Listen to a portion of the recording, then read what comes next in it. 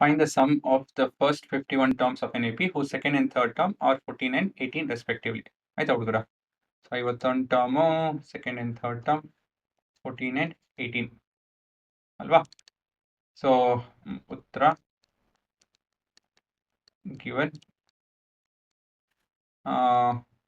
n is equal to 51. ಇನ್ನೇನಿದೆ, A2 second term is 14 ಮತ್ತೆ A3 18. So S51 ಕಂಡುಹಿಡಿಬೇಕು. So S51ಗೆ we need, ನಮ್ಗೆ ಏನೇನು ಬೇಕು, ಎ ಮತ್ತೆ ಏನ್ ಇಲ್ಲ ಅಂತ ಹೇಳಿದ್ರೆ ಡಿ ಬೇಕಾಗುತ್ತೆ.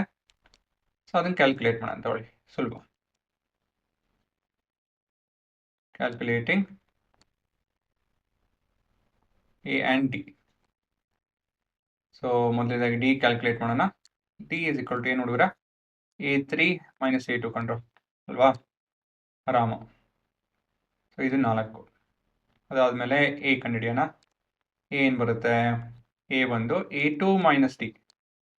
ಎ ಅಂತ ಹೇಳಿದ್ರೆ A1 ಅಂತ ಹೇಳಿದ್ರೆ A2 minus the common difference 19 ಅಂತ ಹೇಳಿದ್ರೆ 10 ಬರುತ್ತೆ. ಅದೇ ನಿಮ್ಮ ಫಸ್ಟ್ ಟರ್ಮ್ ಅಲ್ವಾ. 10 plus 4 is 14. So 14 minus 4 is 10 ಅಷ್ಟೇ. So next term minus previous term ಮಾಡ್ತಂದ್ರೆ ಕಾಮನ್ ಡಿಫ್ರೆನ್ಸ್ ಮಾಡ್ತಂದ್ರೆ ಹಿಂದಿನ ಟರ್ಮ್ ಸಿಗುತ್ತೆ. ಇವಾಗ ಏನಿದ್ರು ಕ್ಯಾಲ್ಕುಲೇಟಿಂಗ್ ಏನು S51 ಅಲ್ವಾ. Okay, doesn't matter.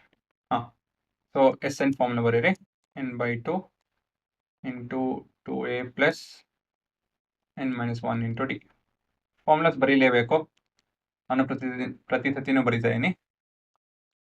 S51/2 2 into common difference A ಬಂದು 10, ಇದು 50 ಇಂಟು ಕಾಮನ್ ಡಿಫ್ರೆನ್ಸ್ 4. ಸೊ 2 ಜೊತೆ ಏನೇನಾಗುತ್ತೆ ಡಿವೈಡ್ ಮಾಡಿ. 2 1s 1s 2s. So 100 110 51 into 110. So 0 ಬರುತ್ತೆ. 11 ಅಂತ ಹೇಳಿದ್ರೆ 51 51 561. ಸೊ ಇದನ್ನು ನೀವು ಕೋಡ್ ಮುಖಾಂತರ ವೆರಿಫೈ ಮಾಡ್ಕೊಳ್ಳಿ. Most probably it correct.